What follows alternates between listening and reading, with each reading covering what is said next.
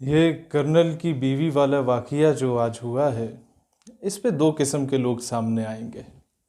एक वो जिनको खामा में फ़ौज से हसद भी है, नफ़रत भी है, अपनी पुरानी भड़ास भी निकालेंगे। और दूसरा तबका वो है जो फ़ौरन पॉलिश और ब्रश उठा के ना, समझ गए होंगे आप लोग। मैं एक न्यूट्रल एनालिसिस करना चाहता हूँ। मेरे वालिद साहब ब्रिगेडियर रिटायर्ड हैं, और मुझे याद है कि जब हम लोग कोयटा में होते थे तो कई ऑफिसर्स के बच्चे जीप्स में भी जाते थे, अच्छी गाड़ियों में भी जाते थे, और अब्बा जी हमें ज़बरदस्ती 2.5 टन में भेजा करते थे। वो एक ट्रक होता है, और कोयटा की सख्त सर्दी में वो ठंडी हवा जब आती है ना, तो इंसान का मुंह फट रहा होता है। और मुझे याद पड़ता है अम्मा वैसलीन थोप थोप के हमारे मुंह पे लगाती थी कि इसका मुंह बच जाए। एनी हाउ, जब हम पूछते थे कि बाकी ऑफिसर्स के बच्चे तो इतने अच्छे तरीके से जा रहे हैं, आप हमें क्यों खामा में भेज रहे हैं। हाँ, कुछ ऑफिसर्स के बच्चे 2.5 टन में हमारे साथ भी जाते थे। तो अबू जी कहते हैं, पुत्र ये जब आप प्रैक्टिकल लाइफ में आओगे तो आपको अंदाज़ा होगा। फिर एक चीज़ जो मैंने थोड़ी सी मुनफरिद पाई अपनी तरबियत में, वो ये थी कि जब भी कोई जवान या कोई बंदा काम के लिए, बिलखसूस हमारे ज़्यादा इलाके के लोग आते थे किसी न किसी काम काज के लिए वालिद साहब से मिलने के लिए, तो अब्बा जी, ये नहीं कि मैं किसी कुर्सी पे बैठा हुआ हूँ या किसी दफ्तर में हूँ, वो खड़े होते, दरवाजे तक जाके उससे रिसीव करते।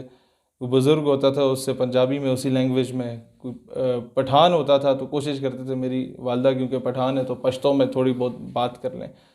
और काम हो या ना हो उस बंदे को, उसको रिगार्ड और ऑनर बहुत देना होता था। तो मैं अक्सर पूछता था कि आपका रवैया बाकियों से बड़ा मुनफरिद क्यों है, तो वो ये कहते थे कि ये इज़्ज़त अल्लाह ताला ने दी है, वो चाहता तो किसी और को शायद ये इज़्ज़त दे देता, तो ये हमें उसका शुक्रगुजार होना चाहिए।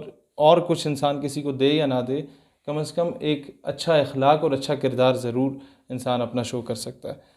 नंबर 3 जो चीज़ मैंने देखी तमाम ऑफिसर्स के बच्चों में, मेजॉरिटी में 70 to 80% में, चाहे वो किसी भी महकमे के हों, किसी वज़ीर के बेटे हों, बड़े बिजनेसमैन के बच्चे हों, they are mostly found in shisha clubs, या वो किसी गर्ल्स कॉलेज के सामने जाके नंबर बांट रहे होते हैं। और ये एक साइकी है हमारी कौम की कि अगर कोई कर्नल साहब हैं तो उसकी बेगम और बच्चे जनरल बन के फिर रहे होंगे खामखा में।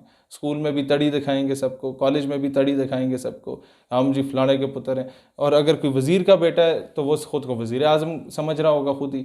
और ये नौकर चाकर वाला जो इन्हें, क्योंकि 5-6 उंगलियां घी में होती हैं और सर कढ़ाई में होता है, हम लोगों ने सारी चीज़ें देखी। मुझे अब भी याद है कि जब मैं स्टूडेंट पॉलिटिक्स में कारकुन के लेवल से थोड़ा ऊपर गया और लीडरशिप में आया, वफाकी उर्दू यूनिवर्सिटी में मेरा इस्तकबाल हुआ, तो 5 मिनट नारे लगते रहे और बड़ा इस्तकबाल। मैं सबको जनाब बहुत शुक्रिया बहुत शुक्रिया बहुत शुक्रिया करता हुआ जब एंटर हुआ यूनिवर्सिटी में, तो मैं तो अपने अंदर बड़ा लीडर बन चुका था, नया नया दौर था। अगले दिन, उन दिनों इस तरह होता था कि अब्बा जी को ड्राइवर चाचा छोड़ने जाते थे दफ्तर, तो साथ ही उसके बाद हमें अब्बा जी के साथ हम जाते थे और साथ हम यूनिवर्सिटी में ड्रॉप हो जाते थे। तो अगले दिन, क्योंकि पिछले दिन सब ने बड़ा जनाब सलाम किया, मैं बड़ा इस्तकबाल हुआ, मैं कहा जी क्या बात है। What happened on the very next day, जब अब्बा जी दफ्तर गए ना, तो मैं ड्राइवर चाचा के साथ आगे बैठता था, अफसर अमूमन पीछे बैठते हैं, अब्बा जी पीछे बैठे हुए। तो यूनिट में दाखिल हुए तो एक सलूट पड़ता है। अब वो सलूट तो अब्बा जी को पढ़ रहे थे, लेकिन मैं अपनी तरफ से लीडर बना हुआ था। मैं जनाब बड़ी नवाजिश, थोड़ा सा आगे गए, दूसरा सलूट पड़ा, जनाब बड़ी नवाजिश, तो तीसरा सलूट पड़ा, जी बड़ी नवाजिश। इतने में शीशे में मैंने पीछे देखा तो अब्बा जी घूर के यूँ देख रहे हैं, जैसे ही उन्होंने घूरी मारी मैं, और अगर वो लोगों का इतना जमघटा आसपास ना होता जो दफ्तर आ रहे थे, तो शायद अब्बा जी मुझे खींच के लगा भी देते। और वक्त पे मुझे अब भी याद है कि बचपन में अक्सर हम उनके दफ्तर जाते थे तो वो टी ब्रेक बड़े मज़े की होती थी, उस लालच में हम चले जाते थे। तो अब्बा जी अक्सर माइंड करते थे कि पुत्र पहले इस मकाम पे पहुंचो फिर। और अक्सर हमें गांव भेजा करते थे महीने में 1-2 मरतबा, और लोकल पब्लिक ट्रांसपोर्ट पे सब कुछ होने के बावजूद भेजा करते थे कि जब तुम हाईएस के धक्के खाओगे, जब तुम सुजुकियों से लटक के जाओगे, वहाँ जाके गुल्ली डंडा खेलो, वहाँ जाके बेंटे खेलो, वहाँ अपने गांव की मिट्टी में जब उठोगे बैठोगे ना, तुम्हें पता चलेगा एक आम बंदे की लाइफ क्या होती है।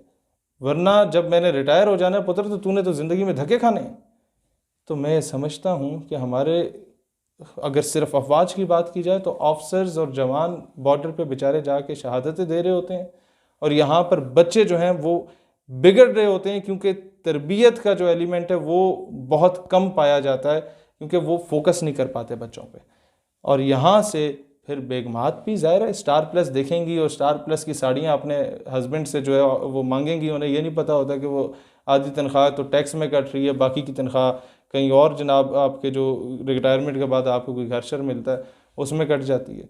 लेकिन क्योंकि अफसर साहब हैं तो बेगम समझती है बस इसने जैसे तैसे लेके आया और मुझे दे। तो इसीलिए जब वक्त पे चेक एंड बैलेंस नहीं रखा जाता घर वालों पे, आपने जब भी देखा है बहुत अच्छे अच्छे ऑफिसर्स बेचारे बदनाम हुए हैं तो अपने घर वालों की वजह से बदनाम हुए हैं। उन ऑफिसर्स की सिंसेरिटी पे शक नहीं किया जा सकता, लेकिन जब एक गलती उनकी लाजमी रह जाती है, घर वालों को खींच के नहीं रखते। जिस तरह अब्बा जी ने खींच के रखा है ना, तो हमें आप मदरसे में छोड़ें 1 महीने के लिए, वहाँ की दाल साग खाएंगे, खुश रहेंगे जनाब। मैंने अपने जब तहरीकी दौर गुजारा स्टूडेंट पॉलिटिक्स में, तो मैं इस्लामाबाद की सर्दियाँ जो थी ना, जनवरी फरवरी की, वो इस्लामाबाद की सड़कों पे भी सोया हूँ। मैं सिब्बी बलूचिस्तान के तपते सहराओं में जून जुलाई की गर्मियाँ गुजार के मैंने कैंपेन चलाई अपनी तंजीम की। वो इसीलिए हुआ कि बचपन से मेरे अब्बा जी ने मुझे कहा कि पुत्र, और ईद पे जब हम लोग जाते थे गांव में, तो गांव के साथ एक ढोक होती थी जहाँ मिट्टी के घर होते थे, जहाँ जिस कमरे में अब्बा जी पढ़ा करते थे, और कहते हैं वो बल्ब इतना होता था, गर्म होता था कि हमारे तो जो बाल होते थे उसकी हीट से जल जाया करते थे हम जब पढ़ाई किया करते थे। तो ईद पे बिलखसूस हमारे दादा जिस ढोक पे रहते थे और वालिद साहब जिस ढोक पे रहते थे, जहाँ जिस कमरे में गाय भैंसें बंधी होती थी, कहते हैं अक्सर हमें इधर ही सोना पड़ता था। उधर हमें लेके जाके सारी फैमिली जितने भी है अब्बा जी और इनके बहन भाई हैं, उनके बच्चों को वहाँ ईदी दी जाती थी। चलो हम ईदी के बहाने ही चले जाएं कि ईदी मिलेगी, लेकिन कम से कम अब्बा जी बताते थे बेटा ये आपकी असल है, हम यहाँ से उठे हैं, लिहाजा दुनिया में किसी भी मकाम पे पहुँचो गरूर नहीं करना, अपनी औकात में रहना है। और यही पैगाम जो अब्बा जी मुझे कहते थे, मैं किसी का उस मर्तबे पे तो नहीं हूँ, लेकिन यही पैगाम देना चाहूँगा कि one should remain in his and her limits. जब भी औकात क्रॉस करेंगे तो दुनिया आप पे थूकेगी और लानत भेजेगी, और आपकी वजह से पूरे इदारे का मोराल डाउन होगा।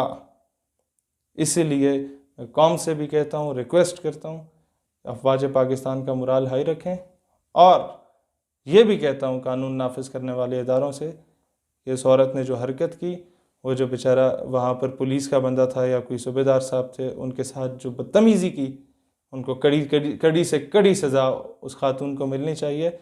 और अगर ये सज़ा नहीं मिलती या माफ़ीनामा FIR के साथ अटैच कर दिया जाता है और प्रेशराइज़ करके वो माफ़ी कबूल कर लेता है, तो फिर ये रवायत बरकरार रहती है। लिहाजा समझदार के लिए इशारा काफ़ी। अल्लाह इस्लाम और पाकिस्तान का हामी नासिर, और पाकिस्तान हमेशा जिंदाबाद।